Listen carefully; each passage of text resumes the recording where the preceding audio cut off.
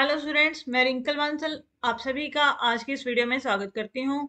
बच्चों, आज की वीडियो में हम करेंगे क्लास 12 बिजनेस स्टडी का सैम्पल पेपर, उसका पार्ट 2। बच्चों, जो हमारा एग्जाम आ रहा है वो दो पार्ट्स में आ रहा है। जो पार्ट 1 है वो हमारा सब्जेक्टिव टाइप है और जो हमारा बच्चों पार्ट 2 है वो ऑब्जेक्टिव टाइप है। और इसमें आपको क्या होगा, 40 क्वेश्चंस मिलेंगे।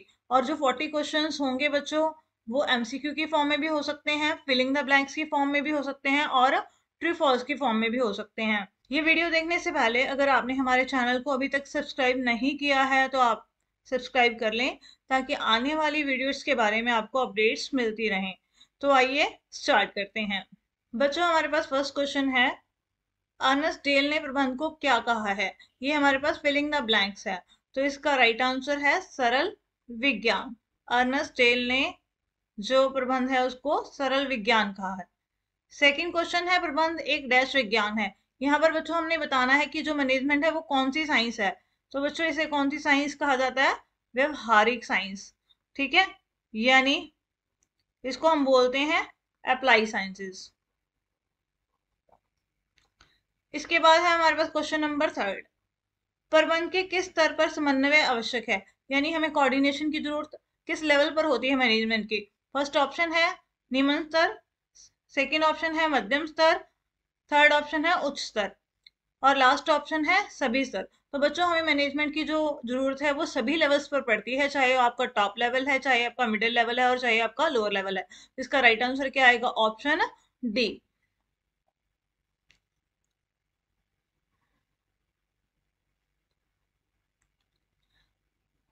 इसके बाद है बच्चों हमारे पास क्वेश्चन नंबर 4। यहाँ पर पूछा गया है कि भारत में स्थापित प्रबंध संघ का क्या नाम है। यहाँ पर हमने बताना है जो हमारा इंस्टीट्यूट है इंडिया में मैनेजमेंट का वो कौन सा है। फर्स्ट ऑप्शन है हमारे पास आईआईटी, सेकंड ऑप्शन है आईआईएम, थर्ड ऑप्शन है आईएएमआई और लास्ट ऑप्शन है आईसीआईसीआई। तो बच्चों इसका राइट आंसर क्या है, हमारे पास option C AIMA, all India management association. Next question है हमारे पास क्वेश्चन नंबर 5, नियोजन डैश होता है। यहाँ पर पूछा गया है कि नियोजन कैसा होता है, हमने ये बताना है। ऑप्शन ए है लॉसपूर्ण, ऑप्शन बी है स्थाई, ऑप्शन सी है दृढ़ और लास्ट है उपरोक्त कोई नहीं। तो बच्चों इसका राइट आंसर है फर्स्ट ए, लॉसपूर्ण, यानी जो प्लानिंग है वो बदली जा सकती है अकॉर्डिंग टू कंडीशंस। आगे है क्वेश्चन नंबर 6, नियंत्रण प्रबंध का डैश कार्य है। हमने ये बताना है जो हमारी कंट्रोलिंग है वो कौन सा फंक्शन है मैनेजमेंट का। तो आपको पता होगा कि वो हमारा कौन सा फंक्शन होता है, लास्ट फंक्शन होता है। तो ठीक है, तो लास्ट फंक्शन हमारा कौन सा ऑप्शन है, ऑप्शन डी। तो option D is the right answer.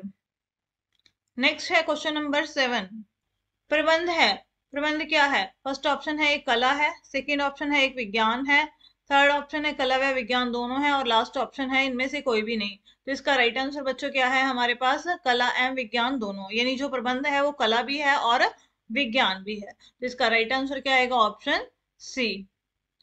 इसके बाद है बच्चों हमारे पास क्वेश्चन नंबर 8, नीति निर्माण का कार्य है, यानी जो हमारी पॉलिसीज होती हैं वो कौन बनाता है। ठीक है, फर्स्ट ऑप्शन है ए, उच्च स्तर प्रबंधकों का काम होता है, सेकंड ऑप्शन है बी, मध्य स्तर प्रबंधकों का काम होता है, थर्ड ऑप्शन है सी, कार्यकारी स्तर प्रबंधकों का काम होता है और लास्ट ऑप्शन है डी, उपरोक्त सभी। तो बच्चों जो हमारी पॉलिसी फॉर्मेशन होती है वो किसके द्वारा की जाती है, टॉप लेवल मैनेजर्स के द्वारा। तो यानी ये किसका काम होता है, उच्च स्तर प्रबंधकों का। बाकी सभी जो है वो उन जो नीतियों को फॉलो करते हैं, यानी इन पॉलिसीज को फॉलो करते हैं, बनाते नहीं है। बनाते सिर्फ कौन है, टॉप लेवल मैनेजर। तो इसका राइट आंसर क्या आएगा, ऑप्शन ए। इसके बाद है 9 क्वेश्चन, प्रबंध के 14 सिद्धांतों के जन्मदाता कौन है। हमने ये बताना है कि ये जो 14 प्रिंसिपल्स हैं वो किसने दिए हैं, हेनरी फ्योल ने। तो यानी इसका राइट आंसर क्या आएगा, ऑप्शन बी, हेनरी फ्योल। उसके बाद है क्वेश्चन नंबर 10, टेलर ने किसको प्रमाणित करने की बात कही है। फर्स्ट है माल, सेकंड ऑप्शन है मशीन और औजार, थर्ड ऑप्शन है विधियां और लास्ट ऑप्शन है उपरोक्त सभी। जो बच्चों टेलर था उसने सभी को स्टैंडर्डाइज करने की बात करी थी, प्रमाणित करने की बात करी थी, चाहे वो आपके यहाँ माल है, चाहे वो आपकी मशीन है, चाहे वो आपकी माल बनाने के मेथड्स हैं। तो इसका राइट आंसर क्या आएगा हमारे पास? Option D. उसके बाद है बच्चों हमारे पास क्वेश्चन नंबर 11, प्रशासनिक प्रबंध का पिता कौन है? हमने ये बताना है कि जो एडमिनिस्ट्रेटिव मैनेजमेंट है उसका फादर किसको कहा जाता है? तो बच्चों उसका फादर जो है हेनरी फ्योल को कहा जाता है। तो इसका राइट आंसर क्या आएगा हमारे पास? Option B, Fayol. उसके बाद बच्चों 12th क्वेश्चन है हमारे पास, मानसिक क्रांति लाने की बात किसने कही थी? हमने ये बताना है। बच्चों जो मानसिक क्रांति है वो लाने की बात FW टेलर ने कही थी। ठीक है, तो इसका राइट आंसर हमारे पास क्या आएगा? Option B, Taylor.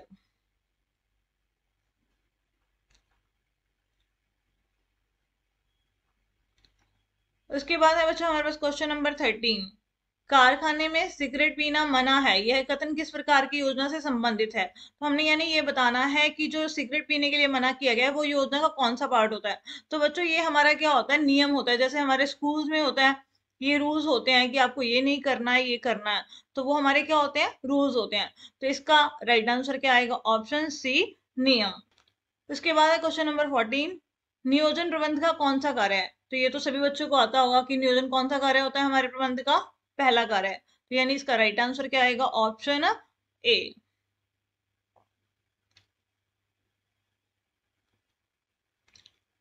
नेक्स्ट है क्वेश्चन नंबर 15, डैश नियोजन का सार है। हमने ये बताना है जो प्लानिंग है वो किससे शुरू होती है?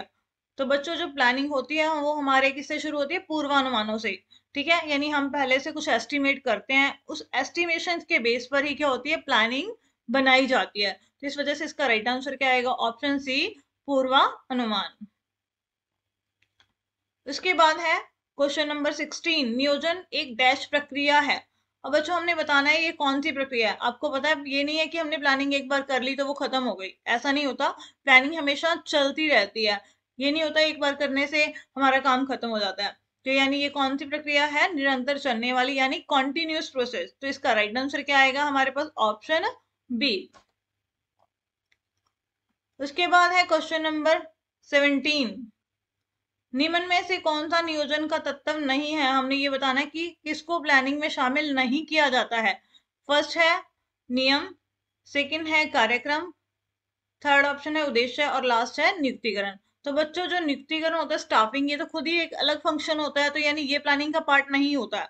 तो इसका राइट आंसर क्या आएगा? Option D. आगे 18 क्वेश्चन है हमारे पास, नियोजन सर्वव्यापक नहीं है। हमने ये बताना है कि ये सही है या गलत है। ठीक है, देखो बच्चों प्लानिंग चाहे आपका कोई भी वर्किंग एरिया है, चाहे वो आपका स्कूल है, चाहे वो आपका ऑफिस है, चाहे वो आपका खेल का मैदान है, तो आपको हर जगह प्लानिंग करनी पड़ती है। तो यहाँ पर लिखा है कि ये सर्वव्यापक नहीं है, तो ये क्या है? गलत है। तो इसका राइट आंसर क्या है? गलत। मतलब प्लानिंग हमें हर जगह ही जरूरी होती है, चाहे वो आपका स्कूल है, चाहे वो आपका घर है।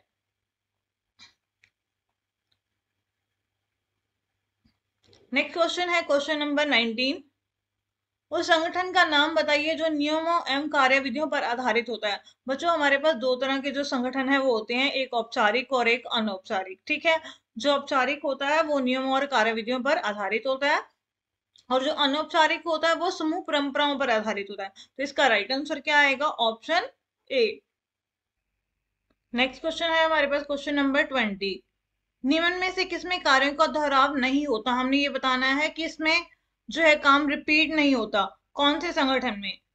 फर्स्ट ऑप्शन है औपचारिक संगठन, सेकंड ऑप्शन है अनौपचारिक संगठन, सी उपरोक्त दोनों, और डी लास्ट में से कोई भी नहीं। बच्चों जो हमारा औपचारिक संगठन होता है उसमें जो काम होता है वो एक पूरी व्यवस्था के हिसाब से होता है, तो उसमें जो है काम के दोहराव की कोई भी गुंजाइश नहीं होती है। तो इस वजह से इसका राइट आंसर क्या आएगा? औपचारिक संगठन। आगे है क्वेश्चन नंबर 21, क्या उत्तरदाता का भारांकन किया जा सकता है? हमने ये बताना है कि किया जा सकता है हाँ या नहीं, हमने उत्तर हाँ या नहीं में देना है। तो बच्चों जो उत्तरदाता होती है उसका भारांकन नहीं किया जा सकता, तो इसका राइट आंसर क्या आएगा हमारे पास? नहीं। क्वेश्चन नंबर 22 है, उस संगठन का नाम बताइए जो समूह परंपराओं पर संचालित होता है। तो हमने ये बताना है जो ग्रुप नॉर्म से जो ऑर्गेनाइजेशन चलता है।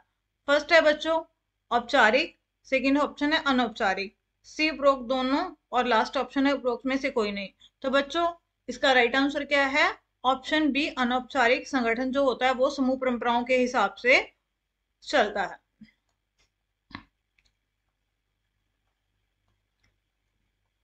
नेक्स्ट है क्वेश्चन नंबर 23।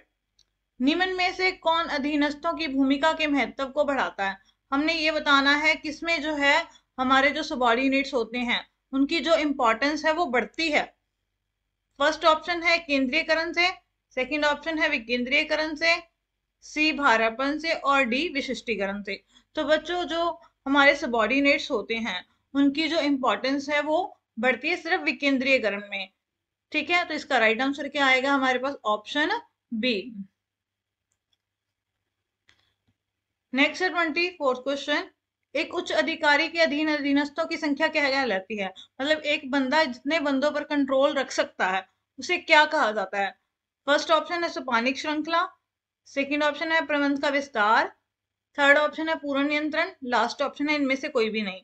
तो एक व्यक्ति जितने व्यक्तियों पर नियंत्रण रख सकता है अपने अंडर तो उसे बोला जाता है प्रबंध का विस्तार। तो इसका राइट आंसर क्या आएगा? Option B. निम्न में से नियुक्तिकरण का तत्व कौन सा है? हमने ये बताना है कि कौन सा जो है वो स्टाफिंग का एलिमेंट है। फर्स्ट ऑप्शन है हमारे पास भर्ती, सेकंड ऑप्शन है चयन, थर्ड ऑप्शन है प्रशिक्षण, और लास्ट ऑप्शन है उपरोक्त सभी। तो बच्चों जो भर्ती है, जो चयन है, प्रशिक्षण है, ये सभी नियुक्तिकरण के ही तत्व हैं। तो इस वजह से इसका राइट आंसर क्या आएगा? Option D. नेक्स्ट क्वेश्चन है क्वेश्चन नंबर 26। प्रबंध में नियुक्तिकरण का कार्य करने वाले विभाग का नाम बताइए। प्रबंध में जो व्यक्तियों की नियुक्ति की जाती है वो कौन सा विभाग करता है? फर्स्ट ऑप्शन है उत्पादन विभाग, सेकंड ऑप्शन है कर्मचारी विभाग, थर्ड ऑप्शन है विपणन विभाग, और डी इनमें से कोई भी नहीं। तो बच्चों जो कर्मचारियों की नियुक्ति होती है वो किसके द्वारा की जाती है? कर्मचारी विभाग के द्वारा। तो यानी इसका राइट आंसर क्या आएगा? Option B. बच्चों जो ये कर्मचारी विभाग है इंग्लिश में यहाँ पर ऑप्शन सी में दिया गया है, यानी पर्सोनल डिपार्टमेंट।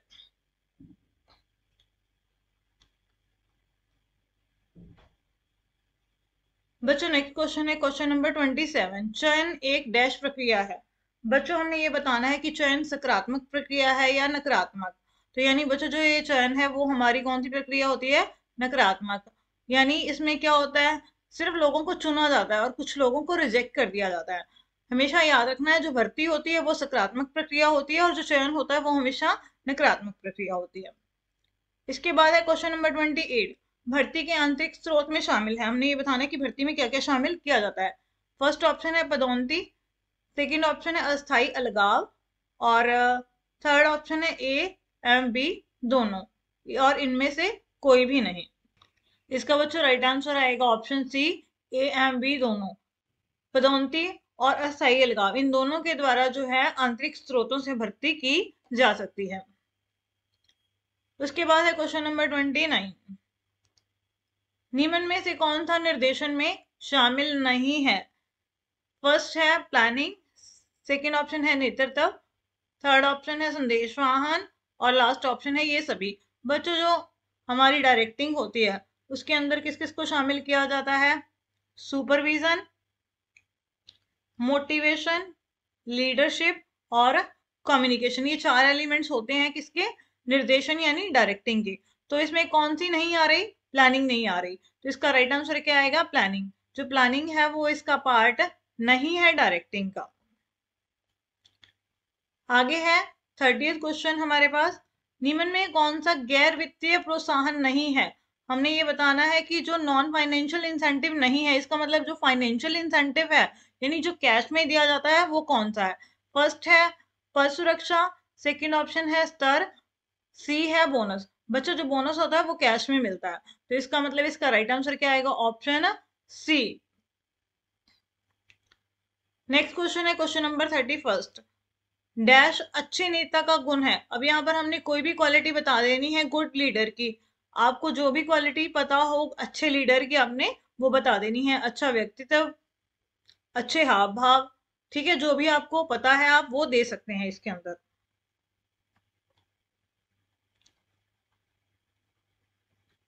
नेक्स्ट क्वेश्चन है क्वेश्चन नंबर 32। निम्न में से संदेशवहन का माध्यम कौन सा है, यानी कम्युनिकेशन जो है वो कैसे किया जा सकता है।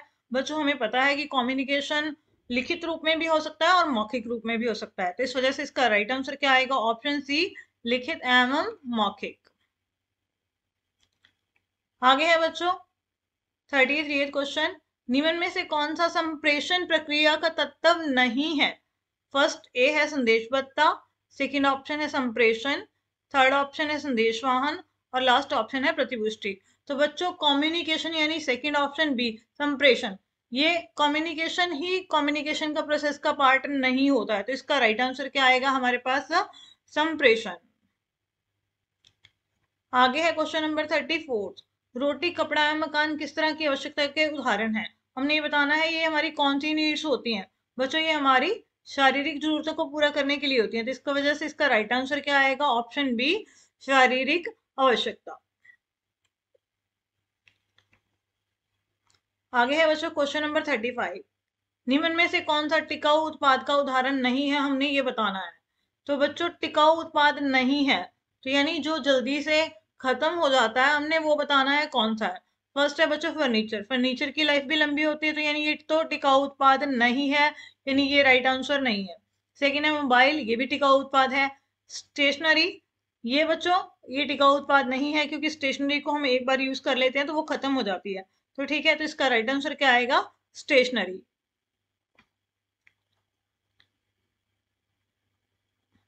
आगे है question number 36। Shaving cream tube में से निम्न में से किसका उदाहरण है। कौन सी पैकिंग होती है जब शेविंग क्रीम जो है ट्यूब में होती है, वो उसकी कौन सी पैकिंग होती है बच्चों, प्राथमिक पैकेजिंग, क्योंकि अगर ट्यूब ना हो तो हम उसको कैसे यूज करेंगे, तो इस वजह से इसे क्या बोला जाता है, प्राइमरी पैकेजिंग या प्राथमिक पैकेजिंग। तो इस वजह से इसका राइट आंसर क्या है हमारा, ऑप्शन ए। नेक्स्ट है क्वेश्चन नंबर 37। लक्स निम्न में से किसका उदाहरण है। फर्स्ट है ब्रांड का, सेकंड है नामकरण का, थर्ड है ब्रांड नाम और डी इनमें से कोई भी नहीं। तो बच्चों जो लक्स है वो एक अच्छा ब्रांड नेम है, तो इस वजह से इसका राइट आंसर क्या है, ऑप्शन सी, लक्स ब्रांड का नाम है। आगे है क्वेश्चन नंबर 38। निम्न में से कौन सा विपणन मिश्रण का तत्व है।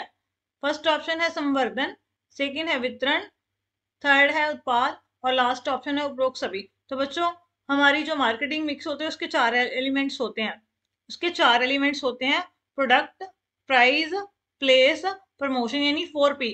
तो ये सभी आ गए, तो इस वजह से इसका राइट आंसर क्या आएगा, उपरोक्त सभी। नेक्स्ट है क्वेश्चन नंबर 39। पर्ट का पूरा रूप लिखें, यहाँ पर आपको पर्ट की फुल फॉर्म लिखनी है। तो P means programme, E means evaluation, R means review और T means technique। तो इसका पूरा नाम क्या हो गया, पर्ट का प्रोग्राम, इवेल्युएशन, रिव्यू, टेक्निक। और लास्ट क्वेश्चन है बच्चों हमारे पास, चालू संपत्तियों एवं चालू दायित्वों के योग के अंतर को क्या कहा जाता है। बच्चों उसे कहा जाता है शुद्ध कार्यशील पूंजी यानी नेट वर्किंग कैपिटल। इस वजह से इसका राइट आंसर क्या आएगा हमारे पास, ऑप्शन ए। तो इसी के साथ हमारा ये सैंपल पेपर का जो पार्ट बी था वो कंप्लीट हो गया। आई होप आप सभी ने इन एमसीक्यूज को अच्छे से कर लिया होगा। इसके बाद हम अपने सब्जेक्टिव पार्ट का जो है सैंपल पेपर अपलोड करेंगे। अगर आपने हमारे चैनल को अभी तक सब्सक्राइब नहीं किया है तो आप सब्सक्राइब कर लें और इसी तरह हमारे साथ क्लासेस लगाते रहें। Thank you.